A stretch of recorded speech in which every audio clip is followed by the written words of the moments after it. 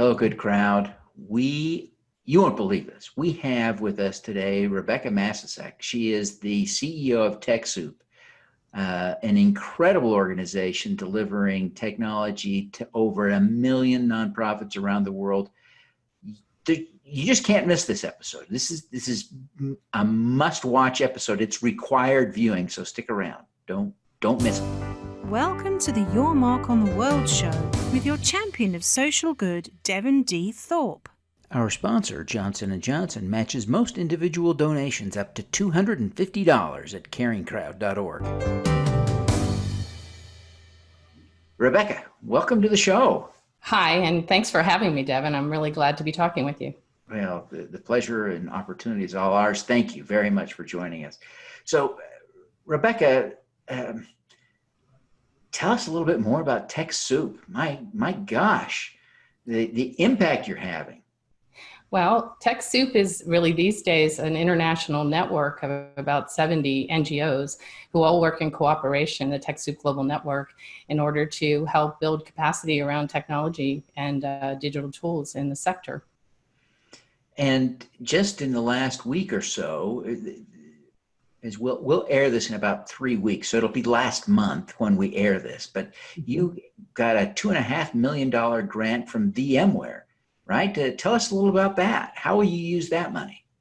Yes, we did. And it was really a wonderful investment and endorsement for the vision that we have laid out. We've got going a big growth capital campaign, and within it, a very innovative impact investment, our direct public offering. And it was under that entire umbrella that we've been raising money, and VMware had a close look at our plans and our work, and they've supported us in some other grant-based work, and they're very interested in making their own technology and products available to nonprofits around the world. And so out of that came this decision on their part and from their foundation to make a $2.5 million recoverable grant investment into TechSoup. And what it will be used for is for our 5 strategic initiatives, which are really about the next generation of a marketplace for nonprofit tech, NGO tech, and also some other underlying services that help in general people who would like to reach the community and community members who need different kind of capacity resources to connect through our validation services and APIs and other underlying services. So we've got a lot of plans for the future, and they're very exciting, and we're sort of at the beginning of investment, although we've done some investment for the last few years, but now we're about to have that take off, and this kind of support really enables that. Yeah. So is TechSoup a nonprofit or for-profit business? We are a nonprofit. We started out in San Francisco. We are still a 501c3 nonprofit organization. We're obviously a social enterprise. About 95% of our budget annually comes from the social enterprise as part of our work. But we have significant grant budget too, and most of the time our grants are more programmatic in nature. We also have 2 sister organizations, a charity based in the UK and a foundation based in Warsaw, both public benefit organizations. And we have some other infrastructure to help us in a new cloud computing universe offer discount and resale programs to our community alongside more free or donated offers. Excellent.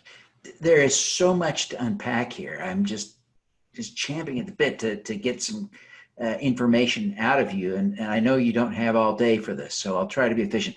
So I want to go back to the VMware grant. You called it a recoverable grant. People have just really been talking about this and doing this sort of thing in recent years as part of a variation on the theme of PRIs and impact investing. Tell us a little bit about the terms and the structure of that deal so that our nonprofit leaders and our impact investors can think about how they might use some of what has been done here in that deal. Yes, it's what's been really interesting about our overall growth capital campaign is we have found so much interest in supporting our work, but then so many differences in how people can best do that, from which type of financial instrument or which type of entity and so forth. And so, we had a significant investment from Microsoft but it was really something that they invested through their donor advised fund, for example. We've had other straight up grants. We have a loan from the Nonprofit Finance Fund. We've raised about 70% of our $11.5 million goal. So we're right between 7 and 8 million and getting closer to the 8. And so we've also had lots of individuals invest in very small amounts because we have different levels of investment. Sometimes the smallest investors, who are also very important to us because that's our community that we serve, they choose to donate, and sometimes they choose to make an actual investment in the impact investment. So we intentionally designed this growth capital campaign and offering to be something that would really be able to let people join in any way that makes sense for them. And so the idea of recoverable grant is it has the same sort of commitments and things that a grant does, but it is in a sense unrestricted. It's money that's for our overall mission. And as you probably know well, it can be very difficult to get funding for that type of aspect of your work. And you try to build into things that you're doing from a grant point of view. You obviously want to meet the grant requirements, but you also would like to build the assets in a way that as many organizations as possible can leverage them. Funders support that, but it can be difficult with programmatic money to do that. And so this kind of a grant is much broader and as I say, is in service to this overall vision. And it does have the idea of paying back, but it also has the idea of if plans don't go exactly as you think they will, the idea here is it's not really necessary that it's recovered. And so these are things that, we entered into, and those were the terms that VMware Foundation wanted to, provide. Excellent, excellent. Now, you've talked a couple of times about the direct public offering that you're engaged in, and that's certainly not unheard of for a nonprofit, but you're one of the largest I've ever heard to use that tool, and it's an exciting innovation. Tell me a little bit about the terms that you're offering to your investors. This is kind of an exciting thing. Yes, it's very exciting. And what is a little bit groundbreaking here for us is we believe that we're the first nonprofit who qualified for this particular instrument, the Reg A plus Tier 2 offering. We use this particular offering because we have a high value around inclusion, and we wanted to make sure that nonprofits in all 50 states were able to participate, and also individuals and communities and funders and anyone who wants to invest from any place in the U.S. could do it. If we had an equivalent of the Securities and Exchange Commission for the globe, we would have done it in a global way, because we obviously are serving organizations in 236 countries and territories, and we care as much about those communities. But for the moment, we were restricted to the U.S., so to speak. So that is why we went in that direction of that offering. The three tiers of investors are really the more larger institutional investors, and a top tier that starts at a minimum of a $50,000 investment. And then we've got a tier for a minimum of a $2,500 investment. Don't have to be an accredited investor for that.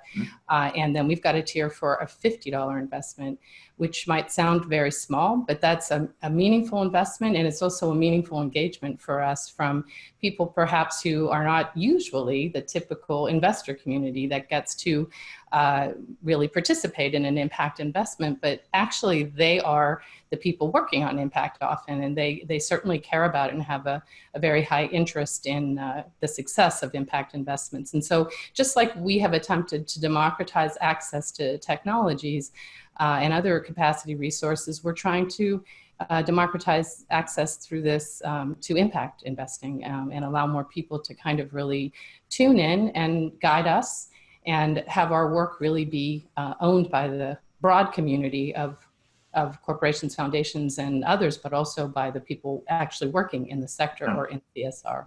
This is an exciting application of these crowdfunding laws that came out in 2012, very bipartisan initiative during the Obama administration, implemented over the last, it took a long time to actually get it up and running, but the Reg A Plus is one of the most exciting applications, and it does allow for you to take investments from ordinary individuals, not the wealthy, which is really kind of an exciting thing. And I'm glad to see you taking advantage of that. So when someone invests their $50, what do they get? Well, they get the opportunity to be part of that investor community, and they get regular updates from us. And we also don't require, but we look to them if they're interested and willing to actually talk to us and dialogue with us, and along the way to guide us, to tell us when we're planning these new offers and the investments that are part of our strategic initiatives, that they are also saying, yes, this is what is needed, or here are some things we see that are not being done. And, I can't really emphasize enough how much that engagement helps us. It helps us all the time. We do get a lot of feedback. We get a lot of what I call TechSoup love from corporations and foundations and nonprofits and libraries and lots of people we work with. But the truth is we also learn when we don't do everything right, or when we're trying to do something and it isn't really yet come fully together. And those people and the feedback they provide us is, when it's positive, it's super motivational. And when it's negative, it's super motivational, because I'm just kind of a strange enough person that I like the challenge of making it better and better. And I really think our community gives us the opportunity to do that. Yeah. Well, obviously, you don't need to use a Reg A plus offering to get advice from people. So there's a promise, there's a financial promise you're making back. What is that? And the financial promise is a 2 to 5% return over 5 years. And that obviously, depending upon the amount of the investment, is higher or lower in terms of the risk. I see. So the bigger investors get a higher return. Yes. Okay. Well, that is a fascinating thing. And I really appreciate you sharing that insight with us. So how will you use this capital? You said you're trying to raise about $11 million, I think. What's the money for? So 11.5 million. We don't want to forget that other little $500,000. Yeah, it's just $500,000. And the five strategic initiatives in our plan include 3 programmatic initiatives. So one is kind of this next generation of NGO tech marketplace, which really will allow for many more diverse and a higher number of people who may have solutions to bring to the community to participate in that marketplace, and also for a whole plethora of services and educational offers and things like hardware and other kind of cloud subscriptions, as well as sort of the on-premises type offers that are still there that are part of our world. And our second initiative is around data services and validation services, because a core capability that we've built underneath our programs for the technology donations historically has been an expertise in who is a public benefit organization in every country of the world except for the US embargoed countries. So we've got those legal definitions, and we've operationalized that, and we've got a data set on 1 million organizations that have already taken part in our services. And we can use that through APIs and make that data available to companies like Avis and Airbnb, and also to Google and Microsoft and technology companies, to just help them connect with the community with any kind of special offer that they might have, whether it's a discounted offer, whether it's a special kind of event that they want to reach the community for, employee engagement, grants. It can be for any kind of resource. And so we're excited about that, because it takes the same underlying network and technology platform and data set and really leverages it more for the benefit of the sector.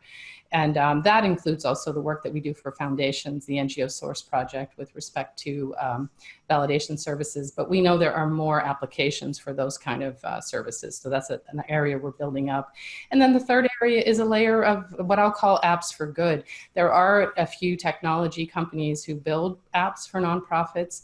There are a lot of great technology companies whose software, of course, is helpful and useful to nonprofits, but we also feel there are some purpose-built apps. There are some community apps, like our Caravan division has done a lot of work with domestic violence shelters and human trafficking organizations to build out something called the Safe Shelter Collaborative.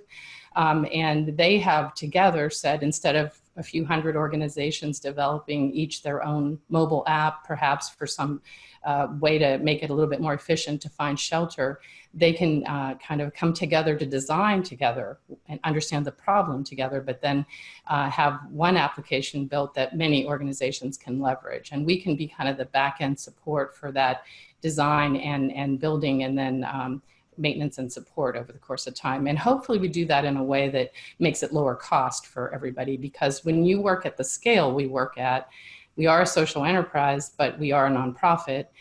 So we're always trying to find ways to do things that it has to be less expensive to do it, to deliver and keep it relevant than if we were taking that sliver of just the largest organizations as a market.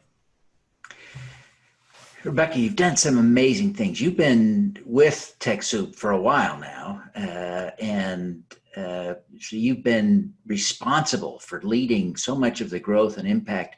What are you most proud of having accomplished? Well, I think the thing I usually point to when anyone asks me about that is our global network. I say our global network, it is the TechSoup global network, but it's really a group of independent organizations who, sort of every day are working back and forth with each other and signing up now for going on, in some cases, 15 years to continue to work together. And these organizations do amazing other work, outside of the programs that they do with TechSoup.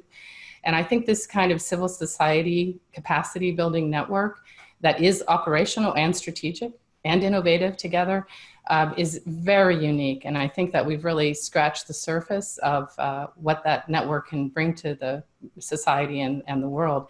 So I'm very, I think the model we developed is really interesting, and obviously it will morph and change over time as things morph and change, but it's already weathered so many big changes, and I think there's a great deal of enthusiasm and commitment, and so I look forward to just seeing what will blossom out of that. You had an opportunity at TechSoup to really learn a lot. As you look back over all the things that you've done and learned, what's the most important lesson? What would be the one thing you really want other nonprofit leaders to know that you've learned? Well, I think what I probably would answer for that question may not in some way always be completely applicable to any nonprofit. I'm well aware of the fact that we sit in an amazing position because we do have, in addition to some grant funding, some social enterprise funding that's significant. And every nonprofit, that model just doesn't make sense necessarily. For some it does, for some it doesn't, right? And I think that kind of struggle of how your future is guided with programmatic funding can be a really big challenge. But I will say, I think there are still some lessons learned and my lessons learned, and I continue to learn every day. I had quite a lot of experience when I came here, but I've been here 18 years, and I had no idea how lucky I would be to land here, and no idea just how much I would tax the things I'd already learned and then have to learn on top of it. I had a sort of a notion when I first came that maybe I would one day go back to the corporate side where I had come from. And I suddenly realized later that I didn't need to worry about falling behind there because I was so much ahead where I was, so to speak. So one of the things I learned was this balance of kind of, you really have to keep your North Star. You want to appreciate and honor all of your funders, supporters, everybody you're working with. You want to really make sure you're paying attention to the people who benefit from your services, the people that you're really, creating them for.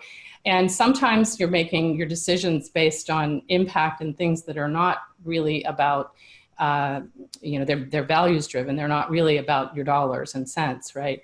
And other times, of course, you need to make sure you have financial sustainability because the people who rely on you will be let down, of course, if you don't have it.